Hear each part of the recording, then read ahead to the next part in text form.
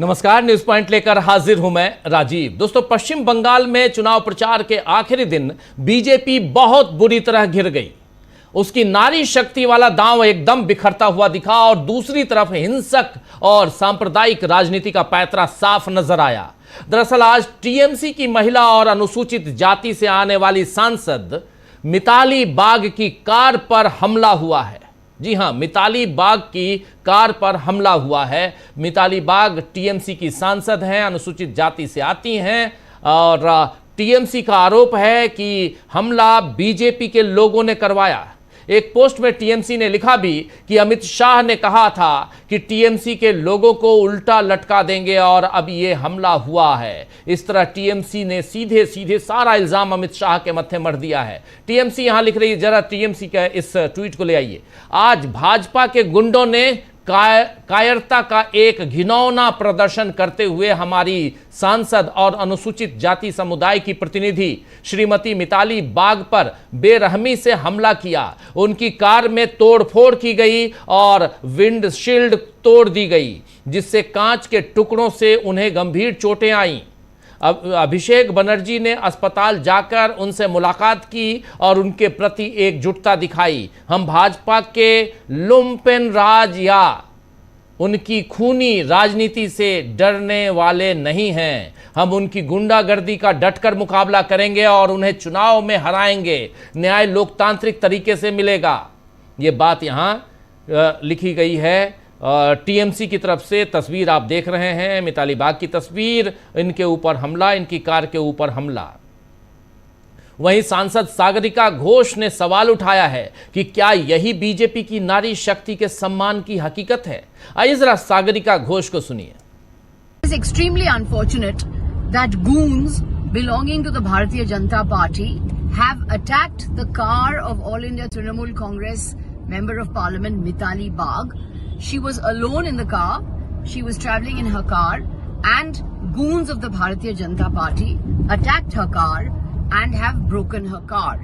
Is this the so-called Nari Shakti of the BJP?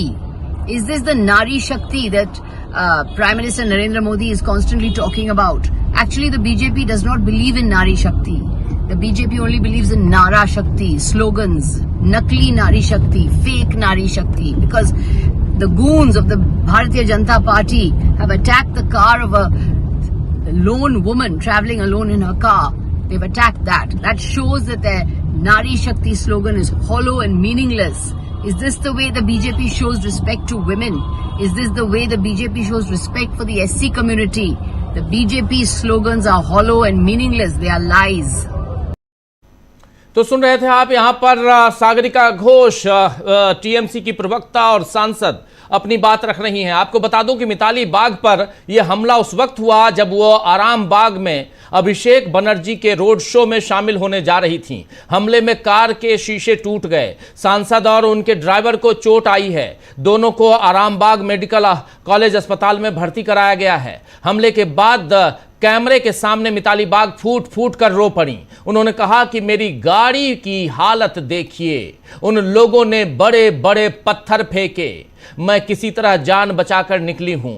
Mitali बाग का यह कहना है। हालांकि ऐसा ही हमला गोघाट में भाजपा प्रत्याशी प्रशांत दिगार की गाड़ी पर भी किए जाने का आरोप लगा है। उनकी कार के शीशे तोड़ दिए गए हैं। भाजपा ने इस हमले के लिए तृणमूल कांग्रेस समर्थकों को जिम्मेदार ठहराया है और इससे पहले परसों एक कांग्रेस कार्यकर्ता की हत्या भी हो गई। इन हालात में सवाल ये उठ रहे हैं कि चुनाव आयोग के दावों का आखिर क्या हुआ, जो कह रहा था कि यहां शांतिपूर्ण चुनाव करवा रहे हैं हम।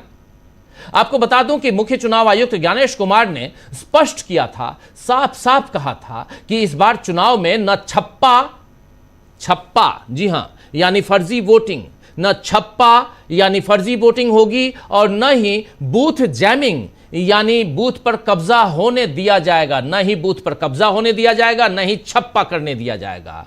यानी चुनाव आयोग का यहां कहना है कि निष्पक्ष चुनाव ही लोकतंत्र की असली पहचान है और 2021 जैसी घटनाओं की पुनरावृत्ति किसी भी हाल में नहीं होने दी जाएगी। इस बार चुनाव आयोग की रणनीति पूरी तरह बदल गई है। अब फोकस घटना होने के बाद कार्रवाई करने पर नहीं, बल्कि पहले से रोकथाम करने पर है और इसके लिए सुरक्षा बलों की पहले से तैनाती, संवेदनशील इलाकों की पहचान और अधिकारियों की जिम्मेदारी तय कर दी गई है। आयोग ने साफ साफ कहा था, संदेश दिया था कि चुनावी प्रक्रिया में डर, हिंसा और दबाव के लिए कोई जगह नहीं होगी। आपको यह भी याद दिला दूं दोस्तों कि चुनाव की घोषणा होते ही पश्चिम बंगाल में बड़े पैमाने पर प्रशासनिक फेरबदल किए गए थे, लेकिन इसकी कवायद का क्या मतलब अगर सांसद या प्रत्याशी या किसी कार्यकर्ता पर हमले की घटनाएं रुके ही नहीं। पहले दौर के मतदान के दिन किस तरह शुभेंदु सरकार को दौड़ा दौड़ा कर पीटा गया था, वो नजारा भी जनता ने देखा है। वो शुभेंदु सरकार बीजेपी के प्रत्याशी थे, न कि टीएमसी के प्रत्याशी। और अगर बीजेपी के प्रत्याशी भी सुरक्षित नहीं है तो फिर चुनाव आयोग, जी हां, चुनाव आयोग, देखिए ये तस्वीर आपने देखी होगी, ये तस्वीर चुनाव आयोग आखिर किस बात के दावे कर रहा था कि हमने यहां पर सब कुछ बिल्कुल ठीक कर रखा है, किसी तरह की गुंडागर्दी नहीं चलने देंगे। लेकिन देश के गृह मंत्री क्या कह रहे थे? उल्टा लटका के पीटेंगे। चलिए, तो इतना तय है कि पश्चिम बंगाल में इस बार भी बिना हिंसा के चुनाव कराने में चुनाव आयोग नाकाम रहा है। अब उसके लिए चाहे किसी भी दल पर दोष डाले, उससे चुनाव आयोग अपनी जिम्मेदारी से बरी नहीं हो सकता। चुनाव आयोग कहेगा कि टीएमसी के गुंडे हैं ये, लेकिन क्या भाजपा के गुंडे नहीं हैं वहां पे? वैसे केंद्र की सत्ता पर बैठे मोदी और अमित शाह की जिम्मेदारी भी कम नहीं है इस पूरे घटनाक्रम में, लेकिन वह खुद पश्चिम बंगाल में डेरा डालकर लगातार उकसाने वाले भाषण देते रहे पूरे चुनाव के दौरान। अमित शाह ने किस तरह अपनी सभा में ए बंगाल पुलिस, याद है, ए दीदी, ए बंगाल पुलिस कहा था, याद है आपको? वो भी सबने देखा। जब गृह मंत्री इस तरह की शब्दावली का इस्तेमाल करेंगे तो फिर बाकियों से क्या उम्मीद की जाए? वैसे छटे हुए गुंडों को टिकट देने में बीजेपी सबसे आगे है। जी हां, गुंडों को टिकट देने में बीजेपी सबसे आगे है, अपराधियों को टिकट देने में बीजेपी सबसे आगे है। यह बात आंकड़ों से जाहिर होती है। और आइए जरा उस आंकड़े को दिखाते हैं, उस ग्राफ को जरा ले आइए जिसमें आपराधिक छवि की बात हो रही है। जरा उस ग्राफ को स्क्रीन पर लेके आएंगे जिसमें अलग अलग पार्टियों के कितने आपराधिक उम्मीदवार हैं, जरा उसको सामने लेके आइए और उसमें देखते हैं कि आपराधिक उम्मीदवारों के बारे में इस ग्राफ में, जो ग्राफ अभी लेकर जरा आ जाइए स्क्रीन पे, बताया गया है। और दूसरे दौर में, जबकि दूसरे दौर में आप जानते हैं कि 142 सीटों पर मतदान होना है और इन 142 सीटों पर 1445 यानी 1445 उम्मीदवार हैं इस 142 सीटों पे, और उनमें से बीजेपी के 101 आपराधिक और 92, इन्हीं 101 में से 92 गंभीर आपराधिक मामलों वाले उम्मीदवार हैं। और सबसे ज्यादा आपराधिक और गंभीर आपराधिक वाले उम्मीदवार बीजेपी से ही हैं। तो फिर यहां पर गुंडों को मार डालेंगे, गुंडों को उल्टा लटका देंगे, कहने की बात क्या थी? ये देखिए जरा, ये बहुत पश्चिम बंगाल विधानसभा चुनाव 2026 आपराधिक रिकॉर्ड वाले उम्मीदवार। और यहां पर देखिए, आप थोड़ा इसको और एक्सपोज कीजिए तो थोड़ा और क्लियर होगा। कुल सीटें 294, कुल सीटें 294। दूसरे चरण में सीटों पर मतदान 142, चुनाव की तिथि 29 अप्रैल, कुल उम्मीदवार 1448। लेकिन उम्मीदवारों का विश्लेषण, यहां पर जिन उम्मीदवारों का विश्लेषण किया गया है वो 1445 हैं, और उम्मीदवारों के विश्लेषण जो 1445 में घोषित आपराधिक मामलों वाले उम्मीदवार 338 हैं, जिसमें 23.39%, जिनमें से 338 में से 295 जो हैं उम्मीदवार आपराधिक मामलों, गंभीर आपराधिक मामलों वाले हैं। इसमें नीचे का ग्राफ देखिए आप, बीजेपी नंबर 1 पर 141 सीटों पर बीजेपी लड़ रही है और 102 आपराधिक मामले, और उनमें से गंभीर आपराधिक मामले वाले 92 हैं। इसके बाद नंबर 2 पे देखिए कौन आता है। नंबर 2 पे यहां आता है सीपीआईएम आती है, सीपीआईएम मार्क्सवादी कम्युनिस्ट पार्टी। 100 सीटों पर मार्क्सवादी कम्युनिस्ट पार्टी इन 142 सीटों में से 100 सीटों पे लड़ रही है, और उनमें 51 आपराधिक मामले, 51 आपराधिक मामले और 42 उसमें गंभीर आपराधिक मामले। तीसरे नंबर पर यहां आती है तृणमूल कांग्रेस, जो 142 की 142 सीटों पे लड़ रही है। 49 सीट्स पे 49 सीट्स नहीं, 49 यहां पर आपराधिक मामले वाले उम्मीदवार हैं, और उन्हीं 49 में से 42 ऐसे हैं जो गंभीर आपराधिक मामले वाले उम्मीदवार हैं। और इसमें 4th नंबर पर, चौथे नंबर पर कांग्रेस पार्टी आती जाती है, जो 142 के 142 सीटों पे लड़ रही है, पूरी 142 सीटों पे लड़ रही है सेकेंड फेज के, जिनमें 37 उम्मीदवार आपराधिक छवि वाले हैं और उनमें से इन 37 में से 30 के ऊपर गंभीर आपराधिक आरोप हैं, गंभीर आपराधिक मामले दर्ज हैं। ये हैं। उधर निर्दलीय और बाकी सबकी बात मैं यहां छोड़ता हूं, लेकिन यहां पर 4 दल जो प्रमुख रूप से हैं उनकी बात, और उसमें कांग्रेस पार्टी चौथे नंबर पर और बीजेपी नंबर 1 पे, यहां सीपीआईएम नंबर 2 पे और कांग्रेस टीएमसी तृणमूल कांग्रेस जो है वो नंबर 3 पर। तो जो अपराध की बात करने वाली पार्टी, जो अपराधियों को मारकर भगाने वाली पार्टी, उल्टा लटका कर पीट डालेंगे वो कहने वाली पार्टी, और उसकी आपराधिक छवि आप देख लीजिए, उससे आपको समझ में आ जाएगा कि आखिर बीजेपी के दावे कितने झूठे हैं, फॉल्स हैं, बीजेपी खुद को क्या कह रही है, यहां बहुत महत्वपूर्ण हो जाता है। तो यहां पर ये जब गुंडों बदमाशों को टिकट मिलेगी और ऊपर से नफरती भाषण दिए जाएंगे, तो फिर शांति से मतदान की अपेक्षा करना आकाश से तारे तोड़ने जैसा असंभव काम है। अगर आपको कोई कह दे कि आकाश से तारे तोड़ के ले आओ, तो आप नहीं ला पाएंगे। और वैसा ही ये है कि अगर आप गुंडों को टिकट देंगे और उसके बाद फिर आप ये भी कहेंगे प्रधानमंत्री, गृह मंत्री अगर उकसाऊ भाषण देंगे, अगर यहां पर अगर यहां नफरती भाषण देंगे, यहां गुंडों, मवालियों, फिर जो बाहर के लोग हैं उनके बारे में ये तमाम बातें कहेंगे, घुसपैठियों की बात करेंगे। ये शब्द याद नहीं आ रहा था, अभी याद आ गया, घुसपैठियों।